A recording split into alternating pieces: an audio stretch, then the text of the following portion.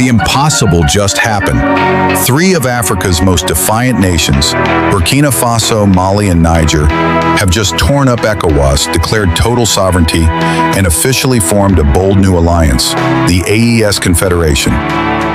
In a move that has stunned the African Union, shocked Europe, and infuriated France, these West African nations are no longer begging for permission. They're taking back power on their own terms, and this time, there's no going back. The Sahel is rising, and so is a new Africa.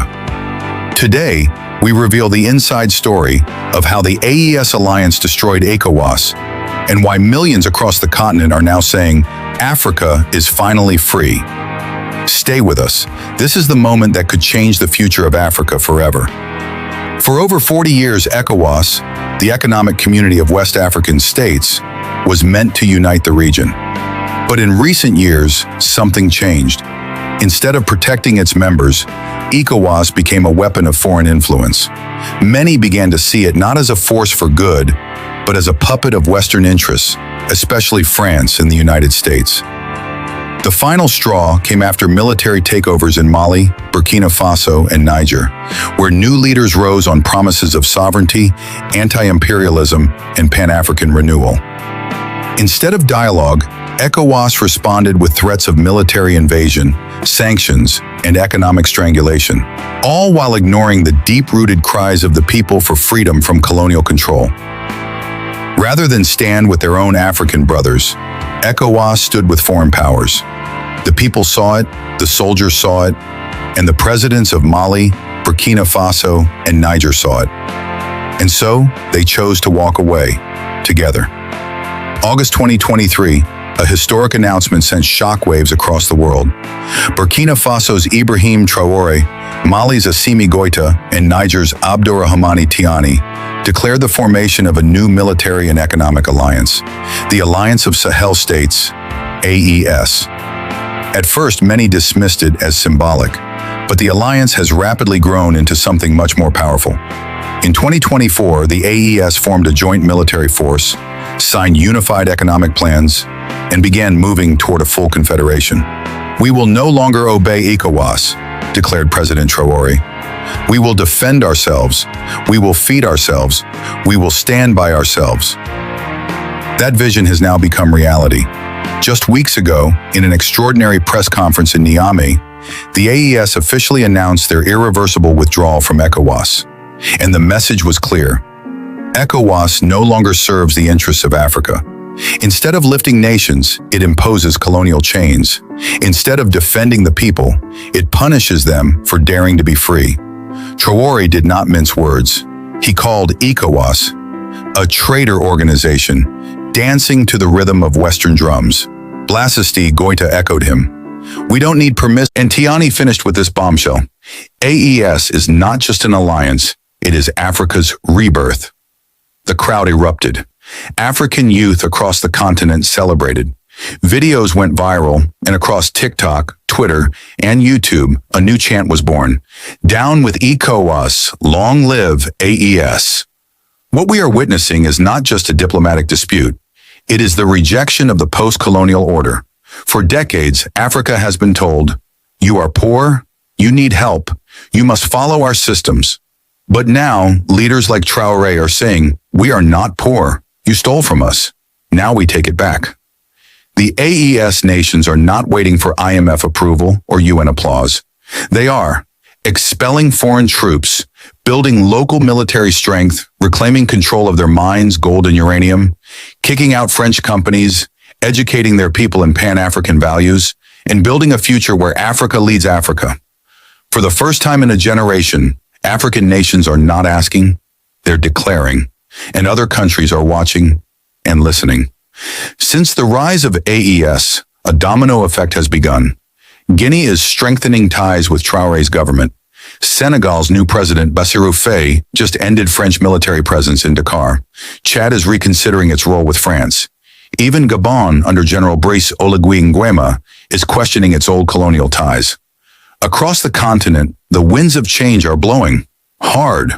What began as military realignment is becoming an ideological revolution. The youth of Africa, from Lagos to Kinshasa, from Nairobi to Accra, are no longer satisfied with recycled promises. They want action, independence, and power, and now they have a blueprint. AES. Make no mistake, the West is watching, and they are terrified. The IMF is pressuring countries not to follow AES. Western media calls Traore a dictator. Think tanks are publishing reports warning of instability. But these are the cries of an empire losing its grip. Why? Because for the first time in 200 years, African leaders are not playing by colonial rules. They are writing their own. And that is what makes this so dangerous to the old powers and so powerful for the new Africa. AES is now pushing ahead with plans to launch a shared Sahel currency, create a Pan-African Development Bank, introduce Pan-African education focused on African history and resistance, and explore resource-backed trade without relying on the West. The goal is simple. Africa must benefit from Africa. That is the mission, that is the vision, and that is the revolution underway. The only question is, who will join them next?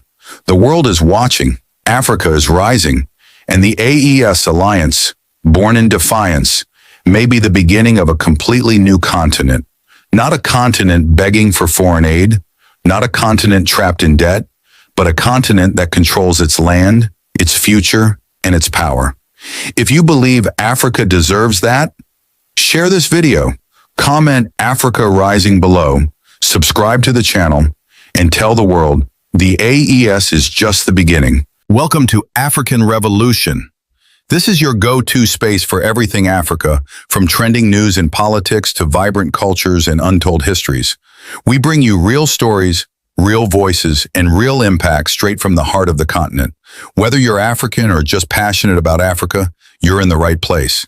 Don't forget to hit that subscribe button, turn on your notifications, and stay glued, because here we don't just watch history, we make it. Join the revolution, the African Revolution.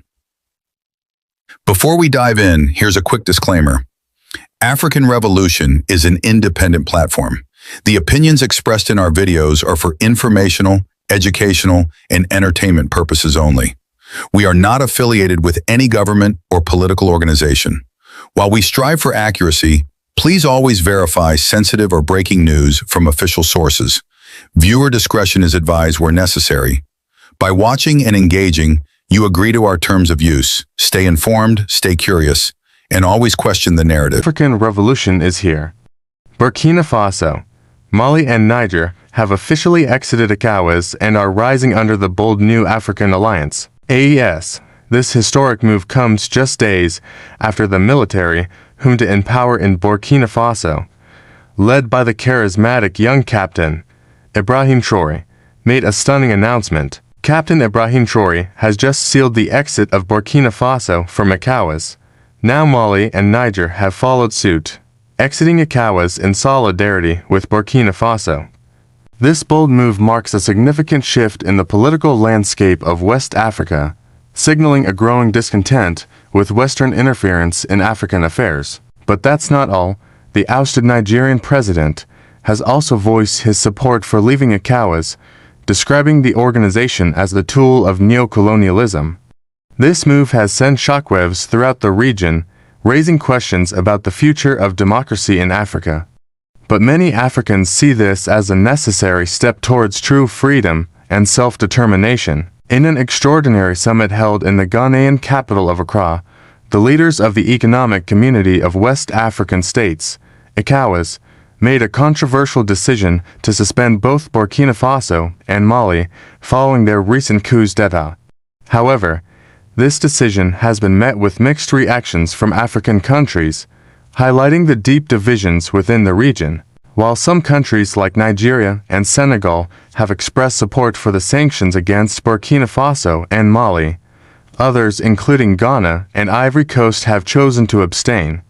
This division has exposed the fault lines within ECOWAS and raises questions about the effectiveness of the organization in addressing the root causes of instability in West Africa. Adding fuel to the fire, the chairman of the African Union Commission, Mahmoud Ali Yusuf, has come out swinging. He is urging ECOWAS to lift the suspension and embrace dialogue as a way to resolve the crisis in Burkina Faso and Mali. But it's not just about dialogue. Mahmoud Ali Yusuf is emphasizing the need to address the underlying issues that led to the coups, such as poverty, inequality, and foreign interference. He is calling for a comprehensive approach that tackles the root causes of instability and empowers African nations to chart their own path to democracy and development. But the situation takes an even more dramatic turn when Ibrahim Traoré, the charismatic leader of Burkina Faso's military junta, makes a stunning announcement.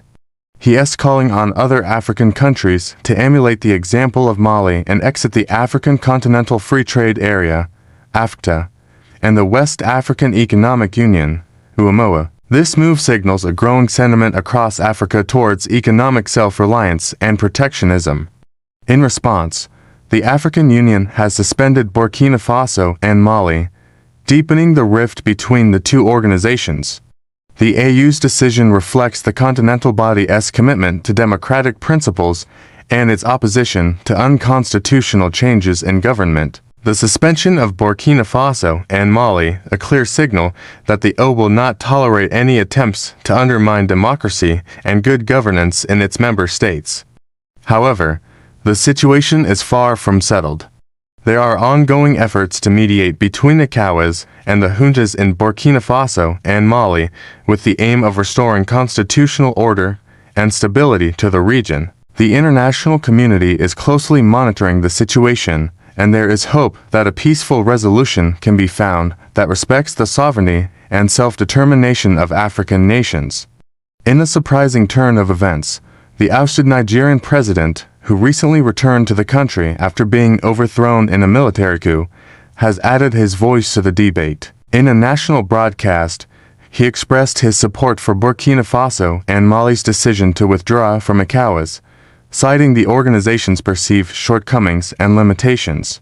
Bassam's comments have further fueled the debate surrounding ECOWAS's role in promoting democracy and good governance in West Africa. Some have praised him for his courage and willingness to speak truth to power, while others have criticized him for undermining efforts to restore constitutional rule in Nigeria. As the situation continues to evolve, one thing is clear: the people of Africa are taking their destiny into their own hands and charting a new course for the continent's future. They are demanding true freedom, self-determination, and a future that reflects their aspirations for peace, prosperity, and justice. The world is watching as Africa rises and takes center stage in shaping its own destiny. That's it for now. Thank you for joining us on this journey of discovery. If you want more updates, please follow us. Until next time, stay curious, stay engaged, and stay tuned for more updates. And don't forget to share your thoughts in the comments below. Your voice matters.